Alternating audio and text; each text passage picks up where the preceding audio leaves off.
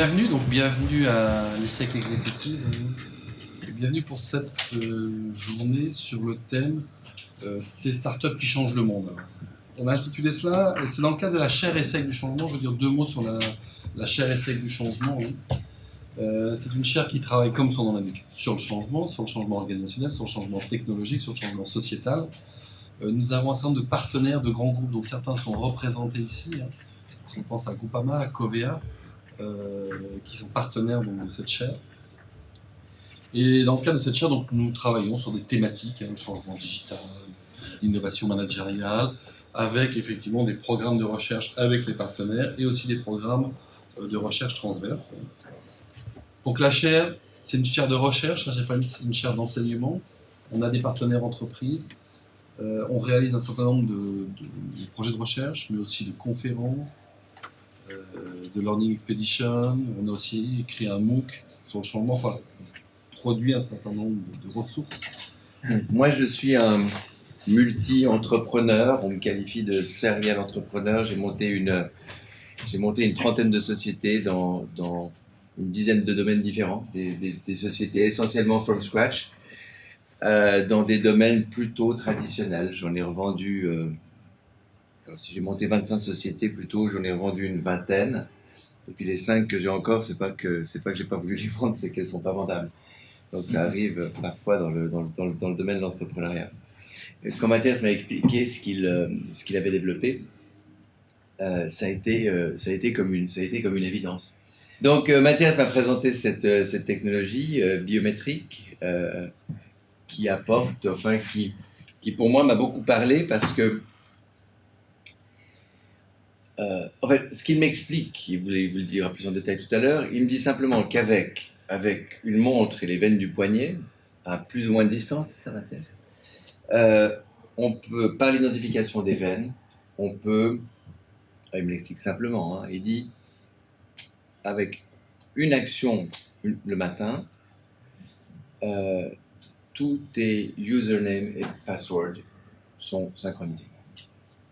Et c'est compliqué, poursuit-il, parce qu'il est essentiel pour les questions de sécurité d'avoir des usernames et des passwords différents. Pour moi, ça apporte, ce qui m'a beaucoup parlé, c'est que ça apporte de la valeur ajoutée. Ça fait beaucoup de sens dans l'environnement dans lequel on est. Et puis ça allège beaucoup, donc valeur ajoutée, sens et plaisir qui sont au cœur de ma manière de fonctionner professionnellement. J'ai rarement suivi de près, directement ou indirectement, comme c'est le cas là, mais de très près, une société où il y a autant de signaux qui sont ouverts, autant dans le développement de la technologie, du hardware, du software, que dans le développement de l'écosystème et puis de l'intérêt général qu'on a de la part de très grands groupes. On était il y a 15 jours dans la Silicon Valley rencontrer un major. Je laisserai à Mathias le choix de décider de le révéler ou pas, mais on a été voir un major de la technologie, un géant de la technologie qui nous a sollicité. Donc en fait, il y a beaucoup de signaux qui sont ouverts, tous les signaux sont ouverts et on avance avec une cadence très rapide. Et puis je rejoins la Suisse en août 2013 pour faire ce doctorat sur la biométrique. J'avais présenté comme un doctorat sur la reconnaissance par empreinte digitale, parce que c'est mon domaine de prédilection, et puis on m'a dit en Suisse, on est d'accord pour te prendre, mais sur un sujet plus porteur, la reconnaissance par empreinte veineuse. C'est une biométrie qui est en train d'émerger, et on pense qu'il y a plus de potentiel pour en faire un doctorat. Donc, c'est ce qui m'a fait arriver sur ce sujet-là, dans un laboratoire de l'EPFL de biométrie qui est situé en fait à Martigny, dans le Valais, donc un autre pays que le canton de Vaud. Et donc voilà comment j'ai passé une année à faire de la recherche sur la reconnaissance biométrique par les veines et à découvrir ce concept de BioWatch. Et donc quand on a ces deux pièces dans les mains, un wearable, donc de l'électronique portable qui permet de faire tous ces use cases, et la biométrie qui vient sécuriser ce wearable pour être sûr qu'il soit porté que par la bonne personne, là on a dans les mains un changement de paradigme pour l'authentification, une vraie disruption.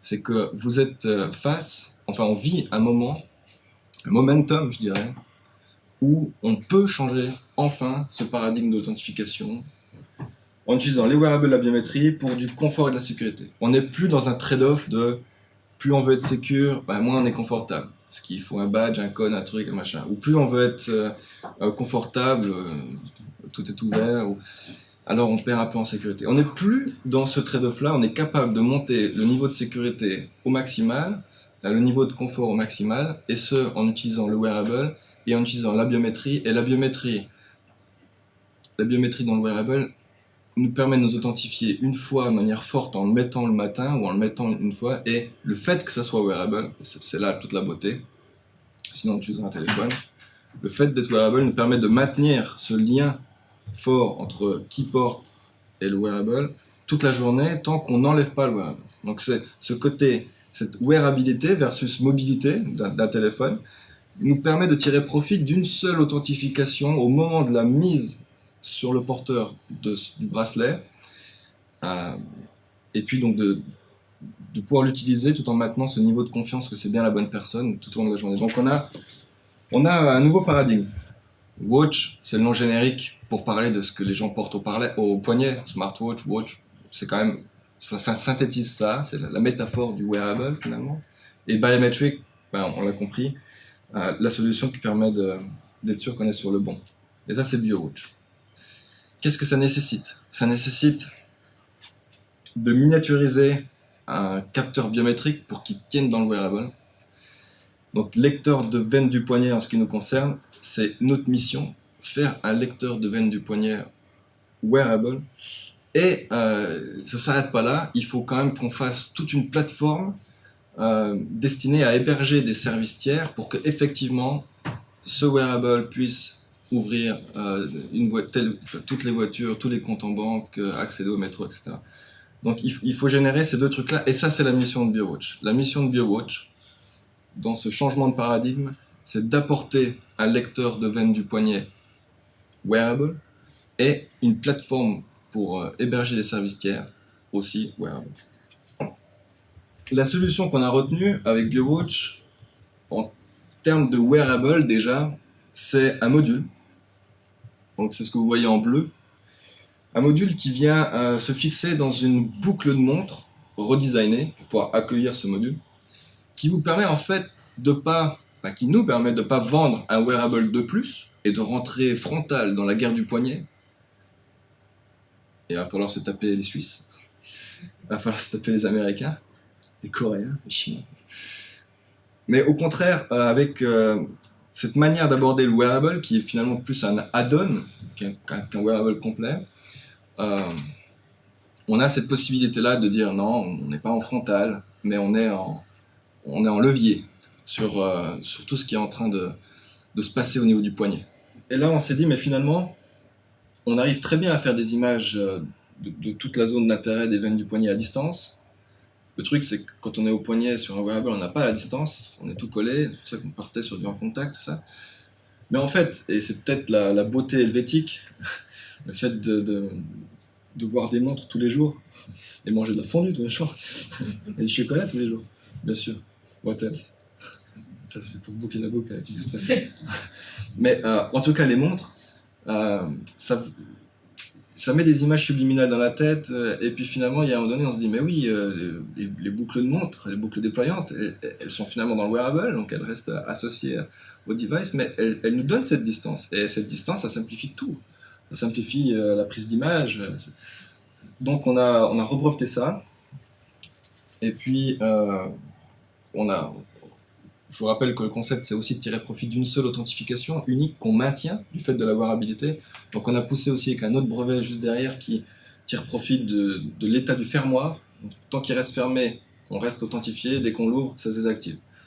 Donc ces trois brevets, notamment les deux derniers, nous ont rassurés sur la viabilité de la start-up et de la direction qu'on devait prendre. On a actuellement un tour de financement qui se termine le 15 octobre.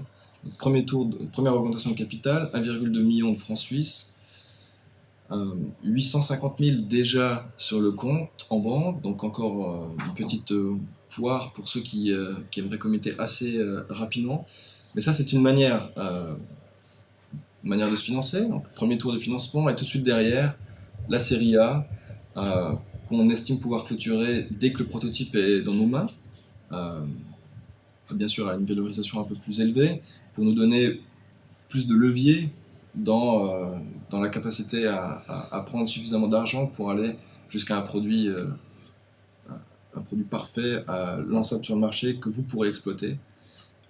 Et puis, je pense que là, on est dans une transition correcte avec le Crédit Agricole qui va nous expliquer justement comment lui, derrière, utilise BioWatch. Ouais. On est surtout, aujourd'hui, vis-à-vis du groupe, on est les catalyseurs, c'est-à-dire qu'on est là pour trouver des nouvelles idées, trouver des nouvelles solutions, tout ce qui concerne le paiement. Donc là-dessus, on doit être obligatoirement, c'est nous qui validons toute la stratégie du groupe sur les parties paiement, et c'est nous qui faisons aussi l'animation de toute cette ligne métier. Jusqu'à juin de cette année, on a expérimenté justement le paiement biométrique, cette fois-ci non pas en Secure Element, mais vraiment en HCE. Donc ça veut donc dire qu'on a dématérialisé les cartes directement dans du logiciel, et non pas dans des puces, de façon à pouvoir justement être complètement autonome. Donc je ne sais pas si c'est un peu trop technique pour vous, mais c'est vraiment de dire aujourd'hui, les cartes bancaires qu'on a dans des puces, le but du jeu c'était de les remonter dans des logiciels, dans des téléphones et autres qu'on verra tout à l'heure. De façon à être agnostique, complètement autonome vis-à-vis des opérateurs télécoms et vis-à-vis quelque part des chipsets qui peuvent se trouver dans les téléphones. Donc on prend contact avec Mathias en septembre, tout début septembre, à mon retour de congé, et je dis ben voilà, ça serait bien qu'on se rencontre et qu'on parle ensemble pour pouvoir faire un use case qui est, aujourd'hui on a fait une expérimentation en HCE avec de la biométrie locale, avec du fingerprint, c'est top, ça marche bien, on va le lancer. Maintenant ce qui m'intéresserait, ça serait de renforcer tout ça, puisque j'en parlerai un petit peu plus loin, en définitive tous ces systèmes-là sont complètement à câble, donc on dit est-ce qu'on pourrait travailler ensemble? Et je veux qu'on monte un POC dans un mois. Parce que ça, obligatoirement, c'était le 16 octobre, on avait déjà la répétition interne et ainsi de suite du salon carte, il fallait qu'on présente tout. J'ai dit, voilà, challenge, un mois plus tard, on arrive à notre premier prototype de BioWatch. Donc là, je vous le présente, c'est ça. On a présenté pendant 3 jours au salon, avec un PC, avec des connexions Internet, et on a fait de la reconnaissance biométrique VNI. En relation avec notre application de l'autre côté, qui était en HCE, pour permettre de faire l'authentification complète. Donc là, c'est vraiment de dire, d'un côté, j'ai la partie paiement, et l'authentification, je la déporte, elle n'est plus dans le téléphone, je la mets dans la BioWatch. Donc on simule complètement, de dire, j'ai pu reconnaître les veines, j'ai pas pu reconnaître les veines, donc j'ouvre ou je ferme le circuit. Enfin, on est passé en l'espace de 6 mois, on est passé de ça avec un PC, on peut même dire un PC qui avait une double fonction, à simplement ça. Donc là, on a quand même bien réduit, et ce qui prend énormément de place aujourd'hui, c'est aussi la partie pile et la partie batterie. Nous, le but du jeu, c'est bien d'ici fin 2016, c'est de pouvoir finaliser un petit peu toute la partie paiement HCE, même avec ce module-là, parce que le but du jeu, c'est de faire au départ des POC, donc des proof of concept, et de tester, et de voir l'appétence des clients, et de voir exactement comment ça fonctionne, avant de se lancer vraiment dans la vraie vie. Donc là, on va faire le paiement HCE dans cette partie, et après, le but du jeu, c'est en Q1 2017, de pouvoir avoir les premiers bracelets de paiement. Donc cette fois-ci, on va partir non pas sur l'industrialisation, mais vraiment sur l'expérimentation, des choses dans ce style. Il faut savoir que notre direction est partante même pour équiper tous les collaborateurs potentiels avec exactement cette montre-là. Et le but du jeu, c'est de lancer une expérimentation Q1, Q2 2017, avec cette fois-ci une caisse régionale, des vrais clients, des vrais porteurs, et voir exactement comment ça joue dans la vraie vie. Et après, lancer, voir comment ça se passe après l'expérimentation, pour pouvoir lancer après, voir exactement les modalités, comment est-ce qu'on fera après le business case, comment est-ce qu'on fera la vente, comment est-ce qu'on fera la commercialisation, et ainsi de suite. On n'est pas là du tout en termes de réflexion. Aujourd'hui, on est vraiment sur une phase prospective. On travaille avec BioWatch parce que moi, ça me passionne, et je veux absolument voir exactement où est-ce qu'ils vont, comment est-ce qu'on y va. On les guide sur la partie paiement, c'est notre métier, on sait exactement où est-ce qu'on veut aller. Et la première fois même qu'on a vu Mathias, On a tout de suite imaginé, là particulièrement, je dis, mais faut absolument le faire, quoi. Ce truc-là, si tu ne mets pas le paiement dans ce bracelet, je vois pas l'intérêt. Tu as l'authentification, tu as tout. C'est exactement un téléphone, mais avec la sécurité en plus. Il a beaucoup donné, tu as beaucoup donné. Et vous, qu'est-ce que vous verriez maintenant? Un peu en brainstorming, avec deux choses, hein, finalement. Quelles sont un peu toutes les applications que vous verriez de BioWatch à vous, avec toutes les remarques? J'ai trouvé que toutes les remarques étaient pertinentes sur la sécurité, l'anonymat, enfin il y a pas mal de choses qui étaient là. Mais maintenant, ce truc-là, je le verrais faire ça et ça dans une entreprise. Ce qui est intéressant, enfin, dans le monde des startups, hein, c'est qu'on va tout de suite dans l'expérimentation. C'est ça aussi qui manque dans les grandes organisations. Pour dire à quoi il sert, notre badge, il sert à verrouiller, déverrouiller nos stations d'accueil, nos PC. D'accord. Donc déjà ça, avoir accès à des salles, donc aussi. Comme nous.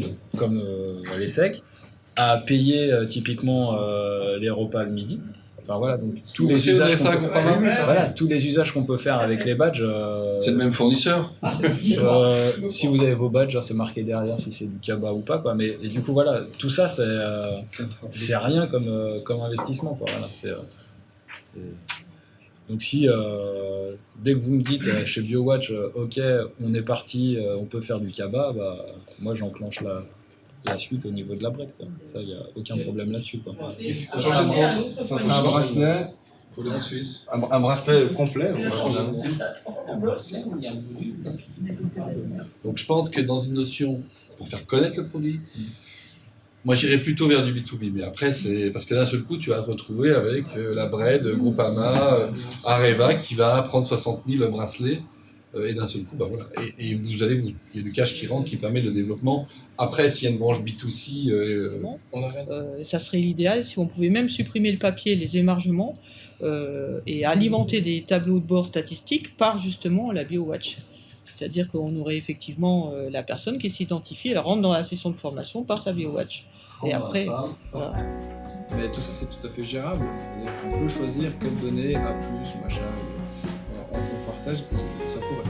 C'est juste une question, parce que faire de l'herbe plus par est-ce que vous avez aussi la part merci beaucoup. Merci à vous. Merci Mathias, merci à tous d'avoir fait le déplacement, d'être venus, d'avoir échangé sur tout cela.